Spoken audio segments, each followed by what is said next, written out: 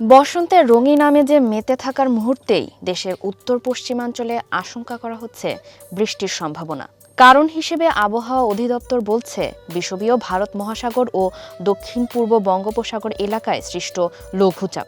বাংলাদেশ আবহাওয়া অধিদপ্তরের সবশেষ পূর্বাভাস অনুযায়ী আগামী কয়েকদিনে দেশের কোথাও কোথাও বজ্রপাত সহ বৃষ্টি হতে পারে। ২১ ফেব্রুয়ারি বাংলাদেশ আবহাওয়া অধিদপ্তরের ১২০ ঘন্টার পূর্বাভাসের তথ্য থেকে জানা যায় যে ২৩ ফেব্রুয়ারি আকাশ মেঘলা থাকার এবং বৃষ্টি হওয়ার সম্ভাবনা রয়েছে।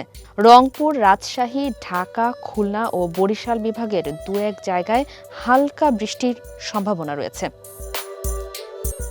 ২৪ ফেব্রুয়ারি রংপুর, রাজশাহী, ঢাকা, ময়মনসিংহ, খুলনা, বরিশাল ও সিলেট বিভাগের কিছু কিছু জায়গায় বৃষ্টি অথবা বজ্রপাত সহ বৃষ্টির সম্ভাবনা রয়েছে। ২৫ ফেব্রুয়ারি ঢাকা, খুলনা ও বরিশাল বিভাগে অস্থায়ীভাবে দমকা হাওয়া সহ বৃষ্টির পূর্বাভাস দেওয়া হয়েছে।